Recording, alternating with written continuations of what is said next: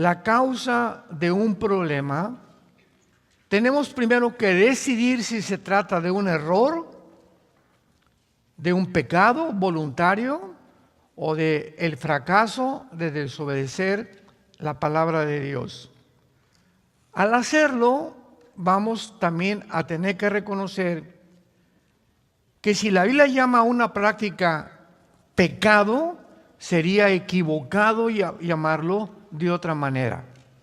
Rápidamente, el alcoholismo no es una enfermedad, el homosexualismo no es una enfermedad, son pecados.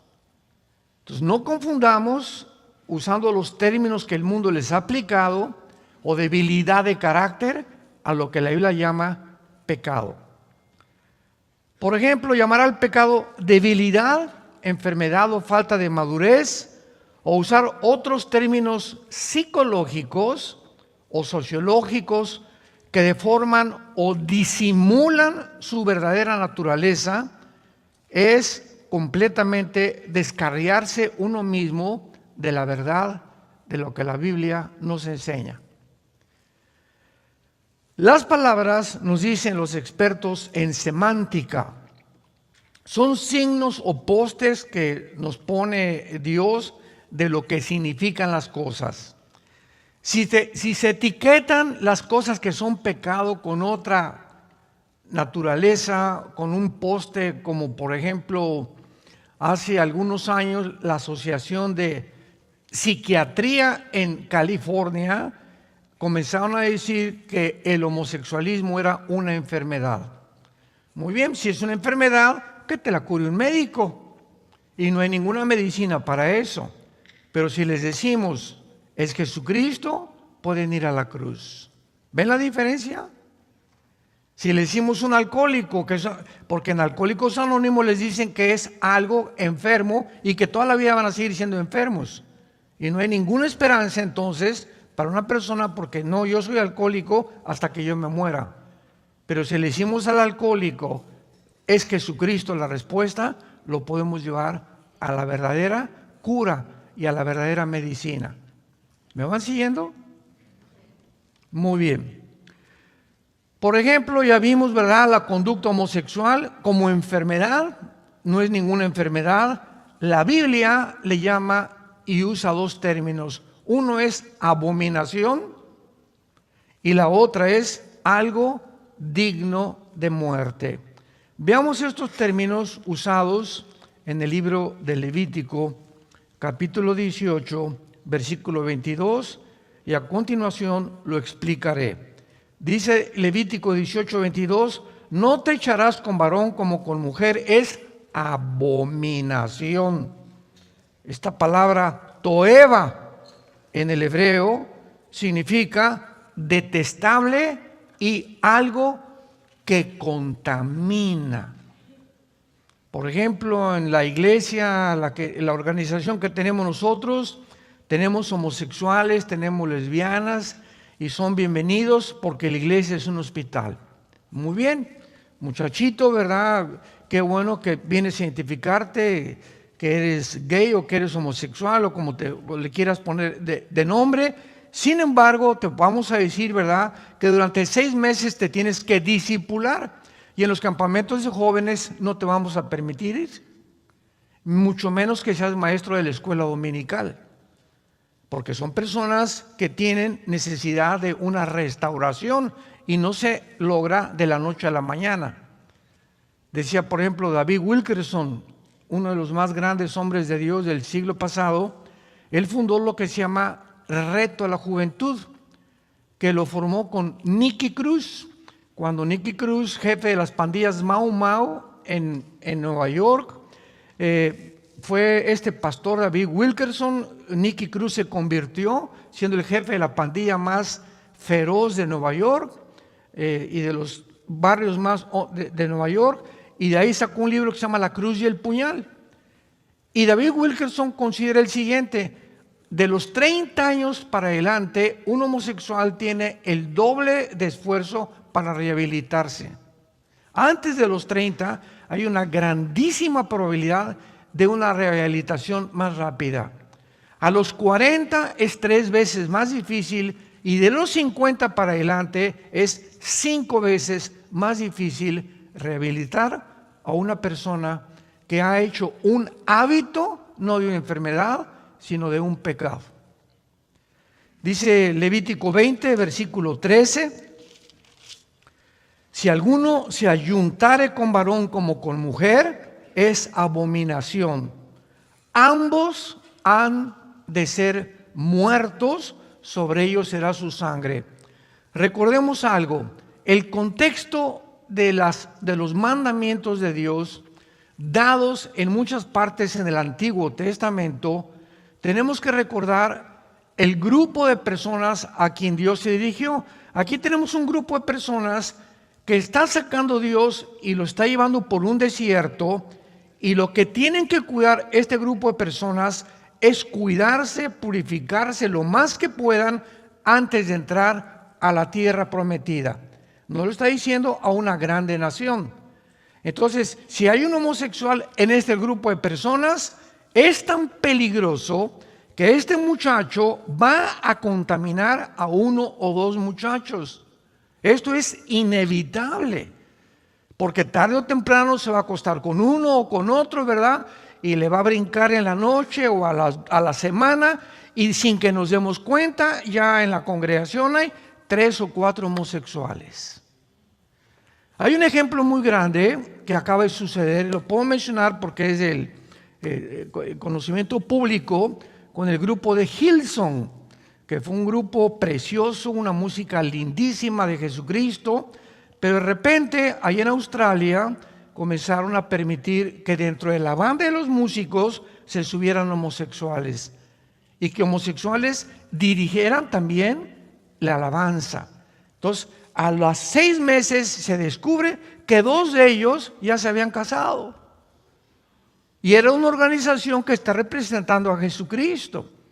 ¿Qué pasó con los líderes? Pues al ratito cayó uno, cayó otro, etcétera, etcétera, y se hizo un desbarajuste por todos lados. Claro que todavía sigue, ¿verdad? Esta organización, en muy pocas, casi han renunciado todos los pastores de la mayor parte de las naciones. Hay algunos que son honrados. Brian Houston, que fue el fundador, es un hombre de Dios, con su esposa ya lo exoneraron, ¿verdad? Me equivoqué, pero desgraciadamente no previmos que cometimos un grandísimo error. Mientras se curan, tenemos que excluirlos, porque contaminan. Una mujer lesbiana también, ¿verdad? Una mujer que es lesbiana, bien para acá las jovencitas, y sin que se dé cuenta comienzan a tender una red y al ratito caen también en el lesbianismo, porque contagia, es radiactividad. Entendamos que es por eso que la Biblia le llama pecado. Y cuando es pecado no hay ninguna medicina más que la sangre de Jesucristo. Ningún sistema, ningún psiquiátrico, ninguna clínica, nadie puede sanar el pecado. Sino, ¿para qué Cristo muere en una cruz? Fue el desperdicio más grande que hizo Dios al permitir que su Hijo pagara. ¿Por qué? Por nuestros pecados. Porque no hay otra medicina más que la muerte de Cristo en esa cruz. Sin embargo, cuando le llamamos pecado a la homosexualidad o al alcoholismo, les podemos señalar la cruz, a Jesucristo. Por lo tanto, es muy importante dar a los problemas matrimoniales la etiqueta que la Biblia les da. Las otras etiquetas mienten respecto a los problemas y de manera inevitable nos van a llenar o a llevar a soluciones falsas. Los que reemplazan la palabra pecado por etiquetas modernas, es posible que piensen que es bondadoso hacerlo. Ay, pues para que no se sienta tan mal, pero hacerlo es completamente lo opuesto. Veamos lo que el apóstol Pablo en 1 de Timoteo capítulo 6 le recomienda a su discípulo más cercano llamado Timoteo. Primera carta de Pablo a Timoteo, capítulo 6, versículo 3. Y dice así: si alguno enseña otra cosa y no se conforma a las sanas palabras de nuestro Señor Jesucristo y a la doctrina que es conforme a la piedad, está envanecido, nada sabe y delira acerca de cuestiones y contiendas de palabras, de las cuales nacen envidias, pleitos, blasfemias, malas sospechas, disputas necias de hombres corruptos de entendimiento y privados de la verdad, que toman la piedad como fuente de ganancia. Apártate de los tales.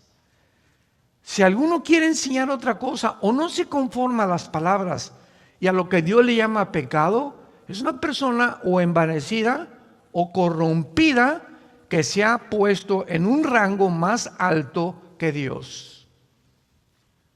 Y es cuando tenemos que tener cuidado, porque estamos rodeados, ¿verdad? Desde que entró la psicología clínica, ¿verdad? No, pues esa persona, y ahí me daba pena ir a muchas naciones y los pastores llevaban a las ovejas al psicólogo o al psiquiatra en lugar de enfrentar el problema como la Biblia lo enfrenta. No, pues tiene un problema, les recomiendo que vayan al psicólogo o que vayan al psiquiatra. Y salen, ¿verdad? Pues con pastillas tranquilizantes, salen ya, ahora sí que como drogadictos, y jamás puede ningún ser humano curar el pecado de nadie. Solamente, repito y enfatizo, la sangre de Jesucristo. El llamar al alcoholismo una enfermedad es quitarle toda la esperanza a una persona alcohólica, porque no hay píldoras que curen esa enfermedad. Pero si se le llama pecado, tal como la Biblia lo dice, entonces hay una verdadera esperanza para este tipo de personas, porque Cristo vino a eso. Vino a librarnos del pecado y del poder del pecado. Veamos, por ejemplo, en la primera carta a los Corintios, capítulo 6, lo que Pablo le escribe a esta iglesia que ayer vimos, que era una iglesia degradada moralmente, una iglesia que había de todos los pecados posibles, herencia de los griegos, etcétera, etcétera, porque los griegos adoraban el cuerpo. Los griegos fomentaron el homosexualismo como ninguna otra civilización en la historia, y que los romanos la heredaron. Casi todos los césares romanos eran homosexuales, eran pansexuales, bueno, eran lo peor, ¿verdad? Y dice en 1 Corintios 6, versículo 9, vean qué palabras más preciosas y de advertencia también. ¿No sabéis que los injustos no heredarán el reino de Dios? No erréis, ni los fornicarios. O sea, el fornicario en la Biblia es la persona que usa el sexo fuera del matrimonio. O sea, una pareja de jóvenes que tienen relaciones sexuales están fornicando. Una persona homosexual es un fornicario, una lesbiana es fornicario, una persona que tiene relaciones con un niño es un perverso. Ya todavía desciende un grado 5 veces más bajo que cualquier nivel de degradación moral, porque es la peor perversidad que puede existir, meterse sexualmente con un niño. ¿No saben ustedes? O sea, si no lo saben, van a saberlo. Ni los fornicarios, ni los idólatras, ni los adúlteros, ni los afeminados, ni los que se echan con varones, ni los ladrones, ni los avaros, ni los borrachos, ni los maldicientes, ni los estafadores heredarán el reino de Dios. Escuchen el versículo 11. Y esto eran algunos. Las iglesias son puros ex. Aquí somos puros ex.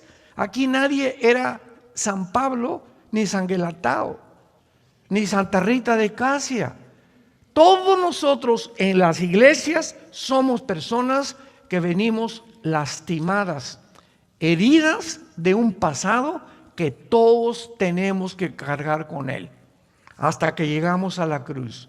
¿Qué es la iglesia? Es el hospital donde todas estas cosas, tu borrachera, tu fornicación, tu adulterio, comienza el Espíritu Santo en la medida que tú le permites a sanarte.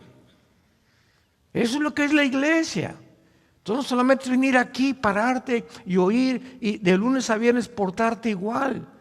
Tú tienes que tomar ya el hábito de leer diario la Biblia, tener tus devocionales, consagrarte a Dios, adorar a Dios, y cada vez que pecas, venir a la cruz, Señor, la regué, volví a derramar la leche otra vez anoche y le volví a gritar a mi esposa y vi a esa mujer, ya tengo una mujer aquí en mi mente hace 3 días.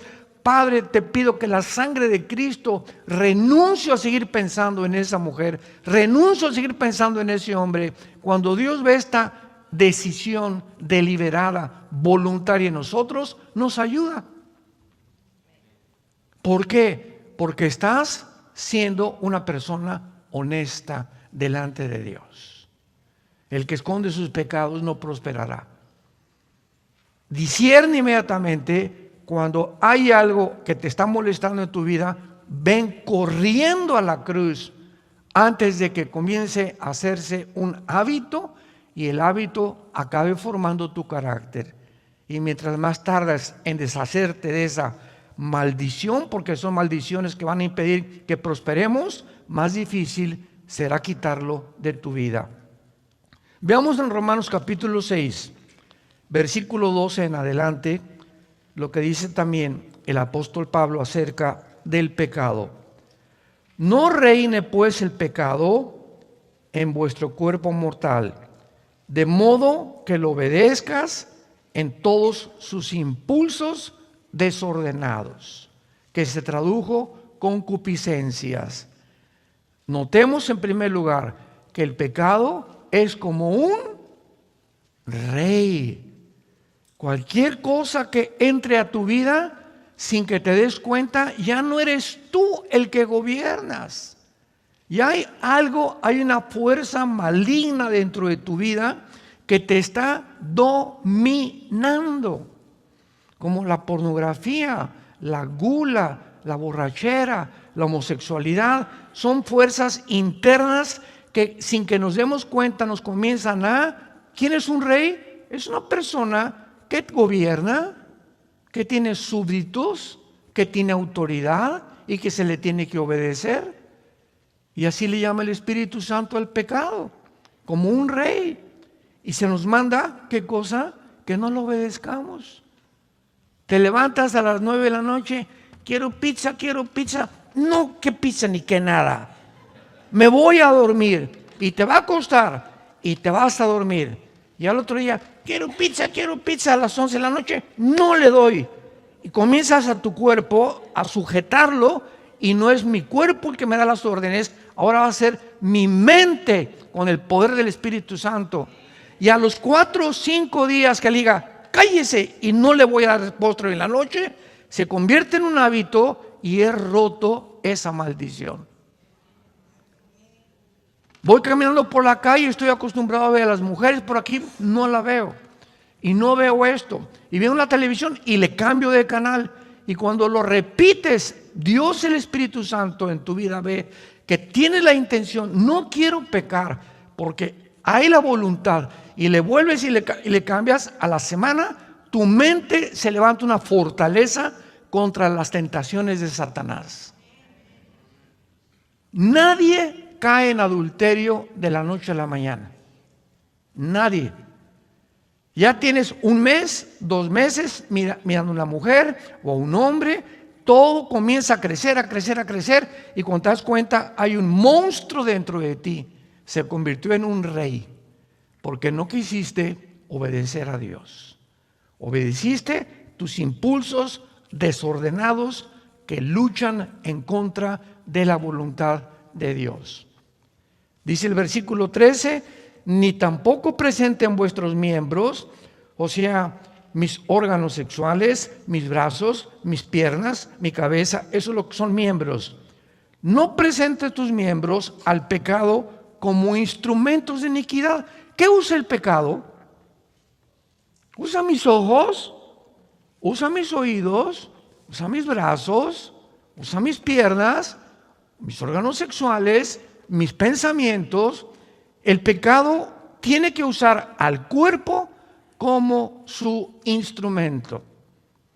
Nuestro cuerpo es el instrumento a través del cual pecamos. Pecamos con los ojos, oyendo conversaciones feas, viendo cosas feas, vulgares, inmorales, etcétera, etcétera. Caminando en lugares donde no debo entrar. No debo entrar a una discoteca, no debo entrar a una casa de prostitución. No voy a entrar cuando mis amigos están burlándose de Dios, etcétera, etcétera. Mis brazos, ¿verdad? No voy a tocar a una mujer. Nosotros en Vida Nueva para el Mundo tenemos una ley en los pastores. Nosotros no le damos consejería a ninguna muchacha joven. Hermano pastor, ¿me da consejería? Le hablo a mi esposa y si mi esposa no está, no te puedo dar una consejería. ¿Por qué? Porque la carne es débil. Hay hermanas también, ¿verdad? Que llegan, pastor, no, hermana, no se me acerque. No me chille, chille a su esposo o a su mamá. ¿Por qué? Porque comienza el contagio y comenzamos a sentirnos y sin que nos demos cuenta, caemos. Somos hombres igual que ustedes y tenemos que poner reglas y tenemos que poner cercos porque no podemos jugar.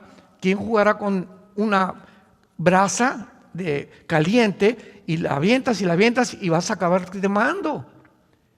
Cualquiera que siga mirando a una mujer y la sigues mirando y la sigues mirando, vas a caer en adulterio, tarde o temprano, porque estás jugando y creyendo que puedes vencer. No es cierto, el espíritu está presto, la carne es más débil de lo que nos imaginamos. Nadie es invulnerable al pecado. Tenemos que poner cercos y cuidar nuestra mente, nuestros pensamientos, lo que vemos, lo que leemos, lo que observamos, si queremos fortalecer interiormente nuestra alma y luchar contra el pecado.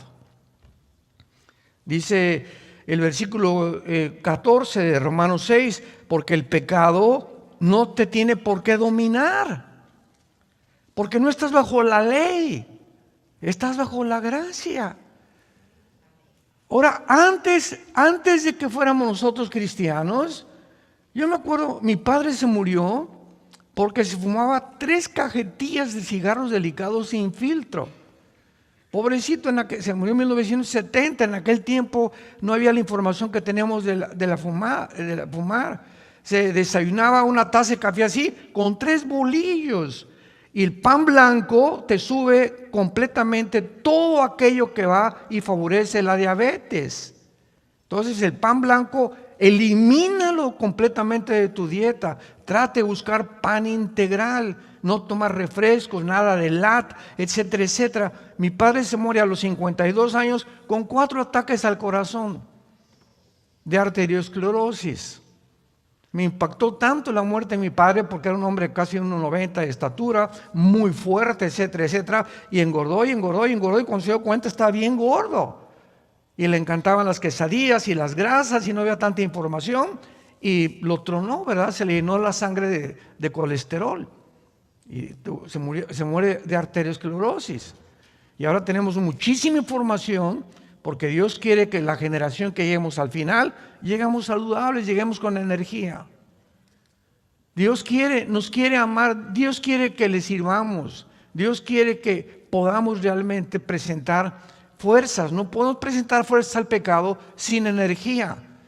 Y si tenemos debilidades en nuestra carne, es más difícil obedecer a Dios. Tenemos que disciplinar nuestro cuerpo y ponerlo en servidumbre. Veamos en 1 Corintios capítulo 9. Pablo, usando el ejemplo de los atletas de Grecia, porque él vivió en esa época, usando esta analogía, dice 1 Corintios 9, 25 al 27, todo aquel que lucha, de todo, ¿qué cosa? ¿Recuerdan ustedes el último campeonato de fútbol en Sudáfrica? Brasil, todo en aquel tiempo jugaba Ronaldinho. De acuerdo a mi consideración, Ronaldinho ha sido el jugador de soccer más impresionante de toda la historia, más que Messi, más que Ronaldo, más que Beckham, más que todos. Era un mago, era un muchacho impresionantemente. Fue el maestro de Messi, precisamente Ronaldinho. Y Messi lo sigue queriendo muchísimo todavía a Ronaldinho. Bueno, en el campeonato de Sudáfrica, el entrenador de Brasil fue un entrenador, como deben ser los entrenadores, enérgicos. Y les tienen prohibido, por lo menos una semana antes, no tomar, no irse a una fiesta, acostarse a las 9, 10 de la noche, etcétera, etcétera. Ronaldinho, pues, como todos los grandes astros de cualquier cosa, se le subió a la cabeza y se fue a una casa de un prostíbulo, Ronaldinho, a acostarse con 2 o 3 mujeres. Regresó como a las 5 de la mañana, quiero entrenar, y le dijo al entrenador, no juegas en el campeonato. ¿Qué no sabe qué hizo Ronaldinho? Serás hijo de el que tú me digas, no juegas en el campeonato. Y Ronaldinho desde ahí comenzó a bajar, se levantó un poco, vino a México a jugar, etcétera, etcétera, pero ya nunca en su vida volvió a ser el mismo. ¿Por qué? Todo atleta, todo el que lucha, se abstiene de todo. Tú no puedes ser boxeador y al otro día pelear contra no sé quién y cenar pizza o medio kilo de helado. Ni tampoco tener relaciones con tu esposa para que la energía la guardes en tu pelea de box. Uno que es atleta, uno que entra en este campo, de todo se abstiene. Y el entrenador, si ve que algún jugador, algún boxeador, algún deportista, beisbolista, lo que sea, no se aceptan las reglas, lo eliminan del partido. Porque tiene que haber disciplina en sus cuerpos. Y dice Pablo, unos para recibir una corona corruptible, pero otros una incorruptible.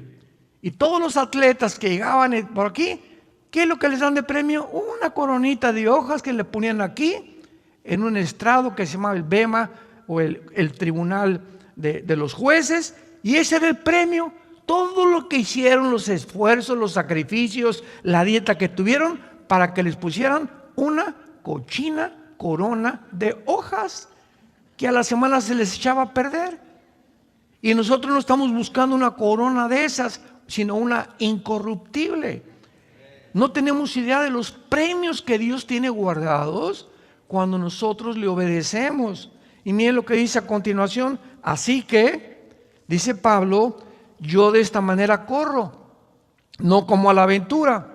De esta manera peleo, no como quien golpea al aire, sino que golpeo mi cuerpo y lo pongo en servidumbre. Ahora vas a ser mi esclavo. Me engañaste, ¿verdad? Y que fumar, y que emborracharme, y que por acá, y que ver, pues ahora no. Mi mente la voy a fortalecer y mi cuerpo va a ser mi esclavo. Antes de ser cristiano era al revés. Mi cuerpo me daba órdenes y obedecía lo que mi cuerpo me pedía. Le dábamos gusto a los placeres del cuerpo, porque éramos esclavos del pecado. Ya no somos esclavos del pecado. Dios infunde un poder que se llama el Espíritu Santo entre nosotros, para que el Espíritu comencemos a desarrollarlo entre nosotros a través de la palabra y de la comunión con Él.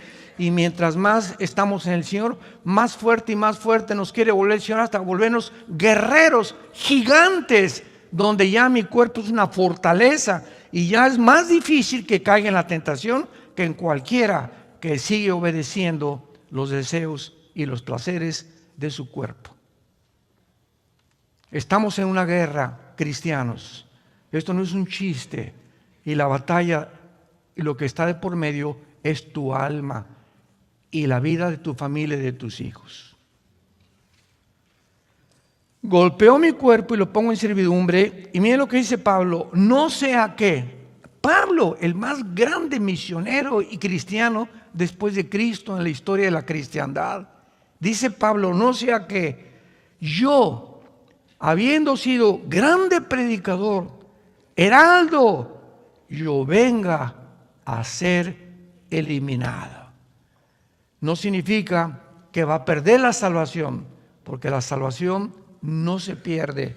Significa que Dios te puede decir, ya no te uso. Sigues siendo un cristiano, ya no tienes poder, ya no ganas las almas, ya no tienes una pasión por la verdad, todo lo haces ya mecánicamente, te has vuelto un religioso. ¿Por qué? Perdiste las ganas, ya no disfrutas la Biblia, no disfrutas ya nada en la vida, simplemente ¿por qué? Porque Dios no te usa. Dice Pablo en otra parte de la carta a Timoteo, en un fregadero, en la cocina de una señora, hay vasos sucios y hay vasos limpios. Viene alguien a mi casa, dice Pablo, y pues le voy a dar un vaso sucio y ponerle ahí cualquier cosa y dar. No, uso los vasos limpios. Los que están sucios están en el fregadero esperando ser lavados. Y hasta que no sean lavados, no se pueden usar. Y dice Pablo, así son las vidas de ustedes. Cuando Dios quiere usar a alguien, ¿a quién va a buscar? ¿A quién va a usar? Para hablar a tu mamá, para hablar a tu primo, para convencer a un homosexual, para que, ay hermano, venga a orar al hospital por mi enfermito y mándele un recado que se sane. Y usted, hermana, ¿qué no puede ir usted y darle el testimonio y darle el plan de salvación? Es que no puedo. ¿Por qué no puede? Porque está sucia seguramente. Dios usa instrumentos limpios, porque Dios es un Dios santo, santo, santo. Santifíquense para que nos convirtamos en instrumentos útiles para Dios. Muy bien, vemos entonces claramente que cuando Alcohólicos Anónimos le dice a sus seguidores que tienen que recordarse cada día, durante el resto de su vida que son alcohólicos, no se les ofrece ninguna esperanza. Pablo, en el pasaje que leímos, les asegura a los homosexuales, a los borrachos, que algunos eran antes, pero que ya no lo son. Y han sido lavados, santificados y justificados en el nombre de Jesús. Es posible, les dice Pablo, dejar de ser homosexual, dejar de ser borracho, dejar de ser borracho, parrandero y jugador y pasar a ser una persona diferente. 2 Corintios 5:17, el que está en Cristo, nueva criatura es. Solo en Cristo hay la posibilidad de convertirnos completamente en nuevas personas. Ahora bien, en el origen del matrimonio ya hemos visto que el matrimonio es de origen divino. Ningún juez, ningún politólogo, ningún psiquiatra, ningún antropólogo, paleontólogo, arqueólogo, nadie puede atreverse dentro de la humanidad, en los aproximadamente 6,000 años de historia que tenemos, de poder decir qué es el matrimonio.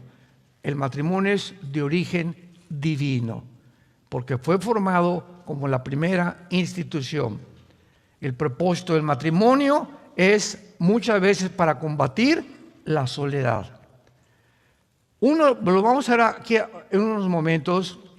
Uno de los más grandes enemigos del ser humano, yo lo consideraría el más grande enemigo, es el ego. El egocentrismo. Veamos a los niños. ¡Tum! ¡Es mío! Y les das los 3 juguetes y el mío. No lo quiero ahorita. Y comenzamos a ver ya un impulso en los bebés, aunque son inocentes del pecado, que nacemos como la maldad, como dice el Salmo 51, en maldad fuimos concebidos. Y nunca le enseñamos a los niños a portarse mal, les enseñamos a portarse bien, porque la maldad ya la traemos desde que nacimos. El pecado entró como una herencia desde Adán a todos nosotros. Por eso el pecado tiene que ser borrado con la sangre de Cristo y no con nuestras buenas obras.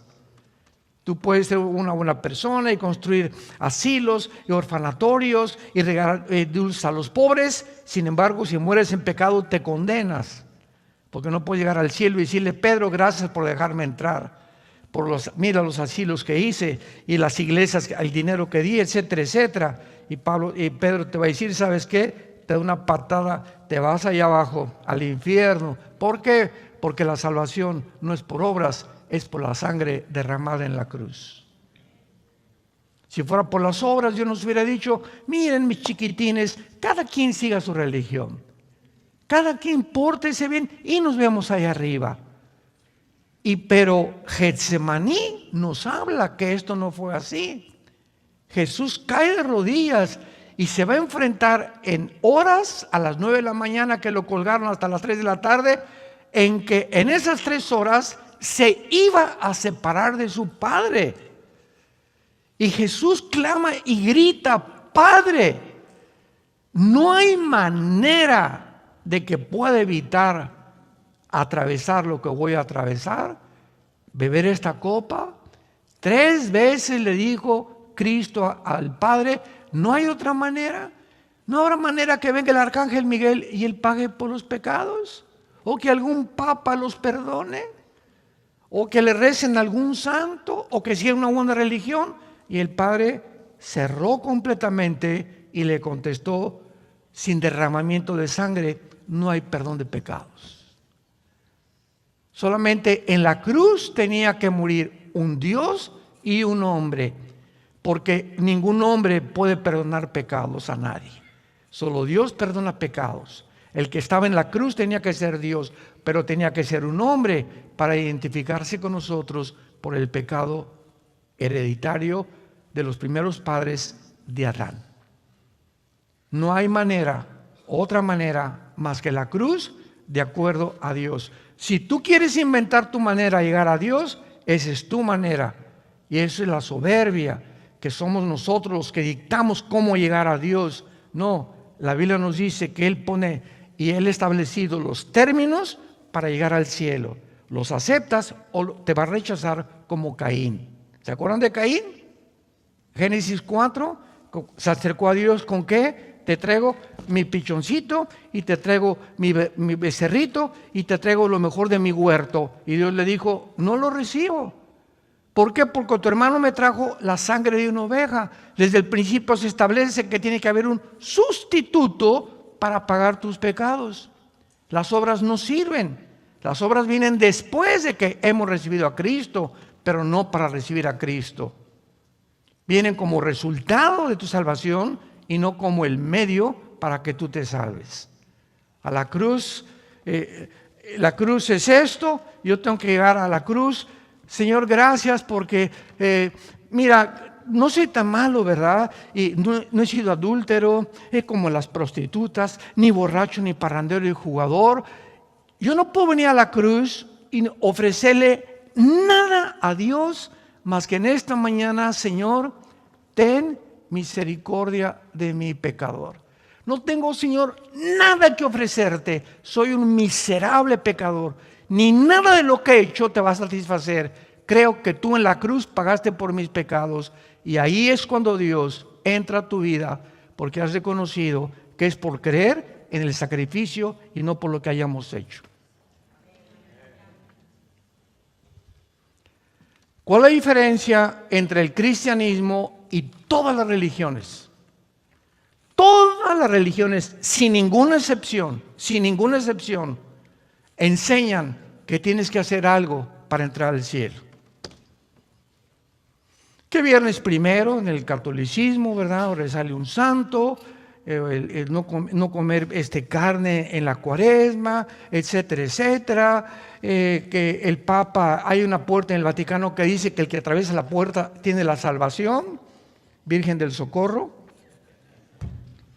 Haz, pórtate bien, por aquí, por allá, haz estas cosas, haz. Y el cristianismo dice, ya Dios lo hizo en la cruz.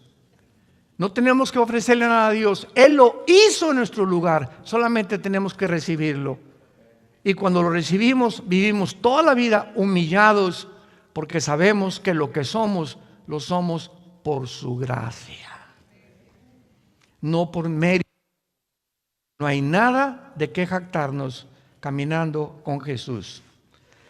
Entonces, esto es muy importante porque cuando nos casamos, es posible que alguien haya malentendido cuando hicimos los famosos votos en el matrimonio. Cuando una pareja, vamos a abordar el tema del egocentrismo, porque si el ego es el principal problema del matrimonio, Cristo vino precisamente a eso, a librarnos del ego. Y es en el matrimonio el gimnasio de Dios.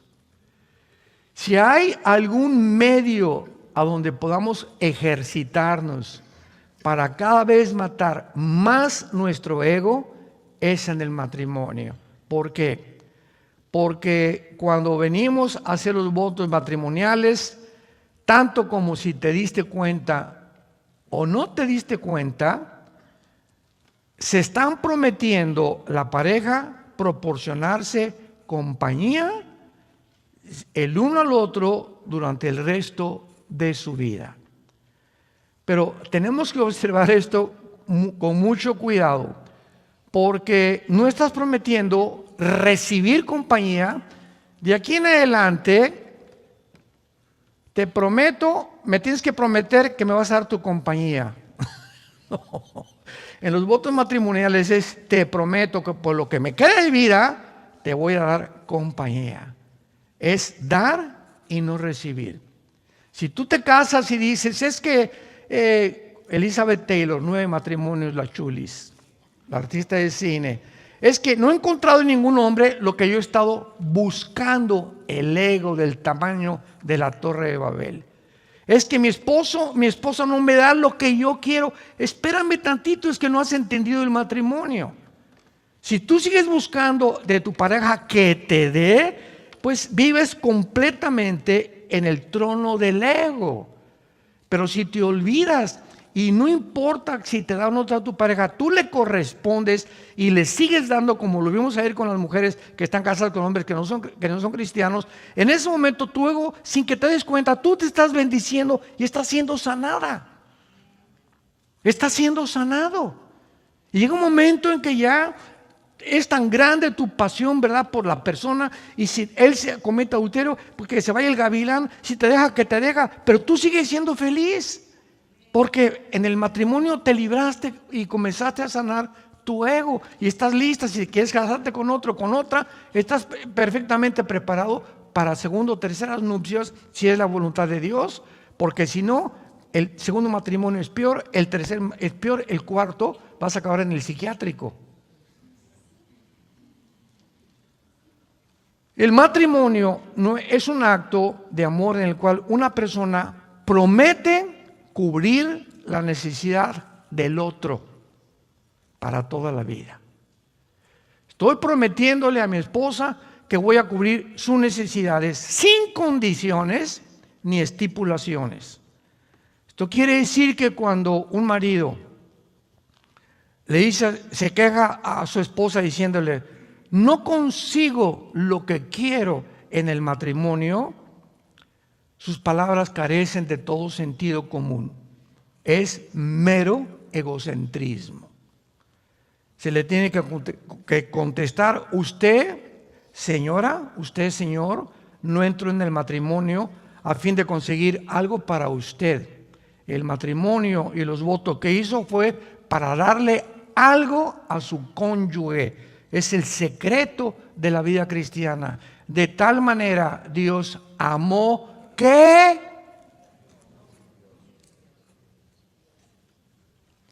y eso que hizo Jesús en la cruz, darse en la peor crisis emocional, espiritual de la tortura de los clavos y la corona de espinas, se abandonó a sí mismo, porque cuando sufrimos nos victimizamos y nadie se acuerda de mí y nadie me viene a saludar y estuve en el hospital y no me visitaron, etcétera, etcétera, y nos concentramos en nosotros mismos. Es la reacción psicológica de un ser humano normal.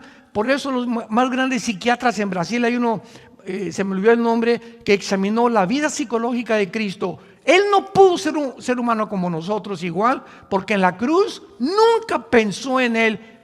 Y Juan, ahí está tu madre. madre, ahí está tu hijo. En los últimos momentos estaba pensando en los demás.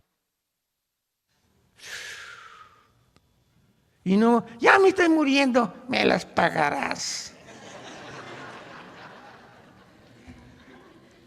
No somos así, así somos. Al contrario, cada uno hace votos de dar todo lo que puede. Ese es el matrimonio, es el secreto. Y ya si te responde el hombre o no te responde, es problema de Dios y de ellos. Pero si ve Dios que tú eres una persona que estás entregando, está construyendo un guerrerazo Dios, una guerreraza Dios. Porque mientras más te das a los demás o en tu matrimonio, más bendiciones te da Dios durante toda tu vida. Por lo tanto, ¿verdad? La única cuestión es preguntarse, ¿estoy cumpliendo mis votos? ¿Para qué me casé? ¿Para recibir? Y si no, muchas personas dicen, bueno, pues estoy dispuesto a dar con tal de que reciba algo a cambio. Hágame el favor, Jesús, María y el burrito que los acompaña. Pues yo daré lo que sea si recibo algo a cambio. Es una persona centrada en su ego. Veamos en Filipenses capítulo 2 el consejo que recibimos de la Biblia. Y está de por medio la vida de Jesús. Jesús no solamente muere en la cruz, sino que vive una vida completamente libre del ego, para enseñarnos que es nuestro más grande enemigo. Dice Filipenses 2, versículo 3: nada hagan por contienda o por vanagloria, antes bien con humildad estímense unos a otros, cada uno a los demás, como superiores a sí mismo, no mirando cada uno por lo suyo, sino también cada cual por los de los otros. Hay en ustedes este sentir que hubo en Cristo Jesús, el cual, siendo en forma de Dios, no estimó el igual ser a Dios como cosa que aferrarse. Ahí está Jesús, el creador de los planetas, los sistemas, las galaxias, las hormigas, los seres humanos, los arcángeles. Y el padre le dice al hijo: hijo, baja a ese planeta insignificante, casi de los más chiquitos que hay en el sistema solar, y vas a hacer esto y esto y esto, y vas a nacer en un pesebre. El Dios creador del universo, con un papá que va a ser carpintero, y vas a crecer entre pobres menesterosos, y vas a hacer el bien, vas a sanar, etcétera, etcétera. No vas a tener nunca un cuarto ni un cojín donde acostarte. Vas a andar en el desierto, en los montes, con un grupo de hombres que te van a seguir, y les vas a enseñar todos los secretos que hay en el cielo, para que en la tierra puedan entender cuál es su propósito, por lo cual yo los creé. Y finalmente vas a abrir tus brazos en una cruz, y todos los que sanaste y todos los que los demonios que le sacaste te van a gritar: crucifícale. Los que te alabaron al entrar a Jerusalén: Hosana el que viene al rey David, en 5 días te van a crucificar. No confíes en los hombres, no confíes en la fama, no confíes en la popularidad, no confíes en los halagos que te hace la gente. No cedas ni se envanezca tu ego, porque no sabes quién soy yo. En los estacionamientos que tenemos en nuestras iglesias llegan los hermanos y tenemos un grupo de personas: estaciónense por ahí. ¿Qué, usted no sabe quién soy yo? No, pero yo sí sé quién soy. Yo soy hijo de Dios. Y si usted quiere obedecer a Dios, no me importa si sea diputado, que sea otra cosa, porque ese es el ego. Siempre, ¿qué no sabes quién soy yo? ¿Qué no me tienen que tratar? Pónganme la alfombra. Todas esas personas son las más miserables de la vida. Hace algún tiempo di un ejemplo de la Madre Teresa. Todos ustedes saben la Madre Teresa de Calcuta, que tenía una tenía muchas cosas para curar a enfermos de lepra, etcétera, etcétera. Y llegó a Nueva York la Madre Teresa. Y le preguntaron los reporteros: oiga, Madre Teresa, pues aquí en Nueva York hay millonarios que le pueden dar a usted un lugar con aire acondicionado, un leprosario, no tiene por qué regresar ya a la India, etcétera, etcétera. Aquí tenemos un carro, le ponemos una limusina a sus órdenes, porque ella era una figura pública. Y entonces ella contestó: no, pero ¿por qué nos niega usted eso? Y contesta la Madre Teresa: porque he aprendido que mi felicidad está en vivir para los demás, no en recibir yo atenciones, ni tampoco vivir en un medio ambiente cómodo, con cama king size, etcétera, etcétera. Yo he sido llamada y he encontrado que mi felicidad radica en dar mi vida por estos leprosos. Me regreso a Calcuta. Y le dijo adiós al dinero, a la fama, a todas esas cosas. La Biblia dice: recibirá un gran premio cuando entre al cielo, siendo católica. Hay católicos que se van a ir al cielo porque han vivido lejos del egocentrismo, que es el pecado más grande que podamos tener. Ahora, en penúltimo lugar, vemos nosotros que Jesucristo nos dice en la Biblia: de tal manera amó Dios al mundo que dio. Nos amó y se entregó. Amad a vuestros enemigos. Si tu enemigo tiene hambre, dale de comer, dale de beber. Todas estas acciones rompen el ego sin que nos demos cuenta. Oye, pero ¿cómo? Si me la haces, me la pagas. Esa es la reacción normal de una persona que todavía tiene su ego del tamaño de la Torre de Babel.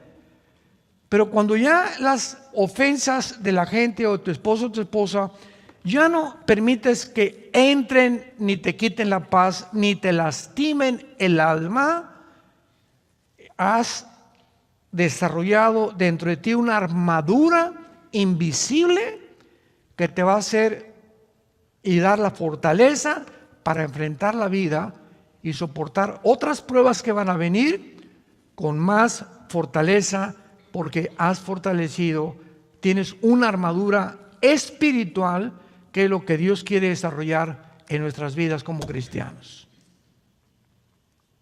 Es finalmente ese propósito lo que Dios quiere hacernos, prepararnos para la vida. Se vienen problemas con nuestros hijos.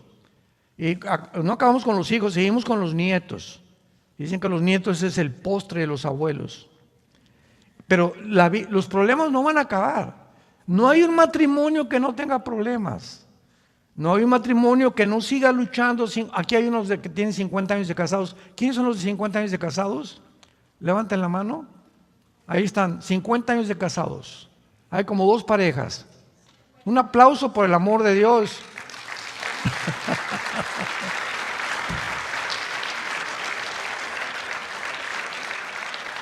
Yo le dije al hermano: hazle una estatua a tu esposa. Y contesta ella: no, los dos nos hemos soportado. Qué lindo, ¿verdad? Para llegar a esa edad, ya las bodas de oro, es porque los dos realmente han puesto su parte. Es la única manera de tener un matrimonio feliz y contento. En otras palabras, notamos que en la Biblia todo comienza con dar. ¿Y dónde se demuestra más el egocentrismo también? ¿En dónde? En la cartera. Porque aquí, cuando sacas la cartera, ahí está completamente, donde está tu tesoro, está tu corazón. Y nos acostumbramos, antes de ser cristianos, a dar limosnas. 5 pesos ahí en la iglesia, 10 pesos, etcétera, etcétera. Lo que les decía ayer, se nos olvida la gente también, y comenzamos a darnos cuenta que la generosidad es un síntoma de los más grandes que existen, en que estás libre del ego, o que por lo menos vas a la mitad de tu camino, porque cada vez sientes más dar y dar de tu tiempo, de tu dinero, de tu esfuerzo. Llegas a la iglesia y yo, no como al cine, yo llego en el cine y mis palomitas y mi refresco y no me importa quién está acá ni quién está acá. Cuando llegas a la iglesia no es el cine, llegas al cine, llegas a la iglesia a dar. Vengo ahorita al seminario, oye, no te conocía, mucho gusto, doña Chole, ¿cómo está usted? La veo medio triste, ¿me permite orar por usted? No, que entramos a la iglesia y santo, santo, santo, no saludamos a nadie, no nos importa a nadie, no pusimos los brazos sobre nadie, no oramos sobre nadie. ¿Por qué? Porque nuestro ego nos sigue controlando. Qué tristeza ver iglesias así, donde cada quien, ¿verdad? Nomás lo mío con orejeras y no saluda a nadie. Oye, mucho gusto, yo no la había visto cuando llegó usted a la iglesia. Mi nombre es fulano de tal, soy plomero, soy arquitecto, me da mucho gusto que venga. Mira qué bonita familia tiene, estamos para servirles, ¿eh? Y la gente cuando llega a una iglesia y ve que la gente lo recibe así, ¿a quién no le gusta que nos traten bien? ¿A quién no?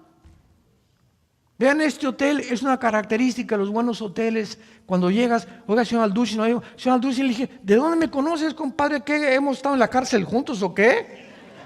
No, de hace 2, 3 años. ¿Cómo que hace 3 años? Sí, porque nos enseñaron a tener una lista de personas que pudiéramos apuntar, los que traen grupos, etcétera, etcétera, y hablarles por su nombre. Porque si alguien se siente importante es que te digan, oiga, señor Díaz, bienvenido. Ah, ya saben que soy el señor Díaz. Y me reciben bien, ¿verdad?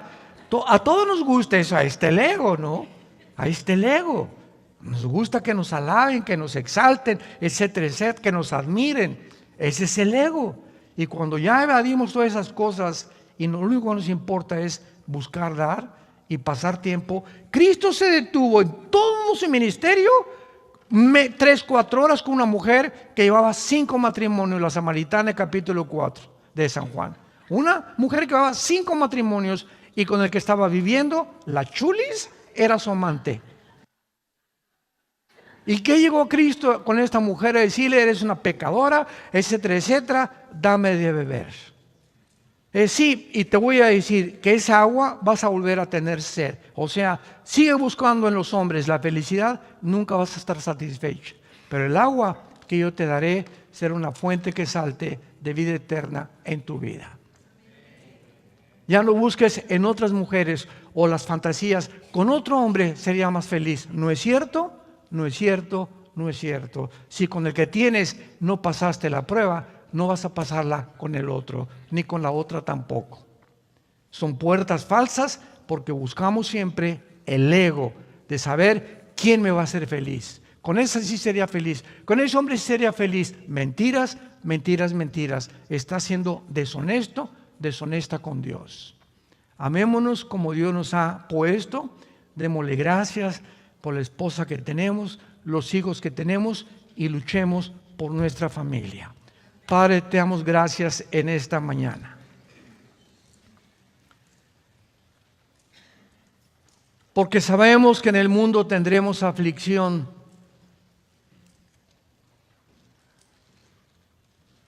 Pablo, quiero decirte, le dice a Timoteo que en los últimos tiempos habrá hombres amadores de sí mismos. La primera característica que Pablo le dice a Timoteo: hombres, mujeres, amadores de sí mismos, centrados en sus intereses, en sus propiedades, en lo que les conviene, en lo que reciben de los demás. Por eso mueren, han alcanzado puestos, presidentes, deportistas, cantantes, y cuando tienen todo eso se dan cuenta que nunca vivieron para los demás. Por lo cual en la tercera edad, en la cuarta edad, van a recibir lo que sembraron y van a morir miserables, vacíos, descubriendo tal vez demasiado tarde que vivieron para ellos mismos. Haya pues este sentir en ustedes que hubo en Cristo Jesús, el cual siendo en forma de Dios, no estimó el igual a ser su Padre en el cielo. Bajo un mundo depravado, a un basurero bajó Dios a caminar entre nosotros y enseñarnos que Él, el creador del universo, se hincaba delante de nosotros a lavarnos los pies. Dios viene a hincarse delante de nosotros. ¿Y nosotros quiénes somos? ¿Cómo puede haber ese orgullo todavía en tantos seres humanos? Tanto egocentrismo en sus propias vidas, buscando siempre aplauso, admiración, halagos que los sirvan, cuando es todo lo contrario lo que Jesús nos enseñó. El más grande entre ustedes no es el que es servido, sino el que sirve a los demás. Ahí está la grandeza, de acuerdo al Dios de la Biblia. Te damos gracias, Señor, en esta mañana por tu palabra, y estamos listos con el poder de tu Espíritu a vivir esa vida que tú quieres que nosotros vivamos, para que podamos realmente decir que por el amor que nos tengamos unos a otros, nuestros mismos hijos sabrán que somos cristianos, que nuestro cristianismo es legítimo, es honesto, es puro, es transparente, porque ejemplo hemos dado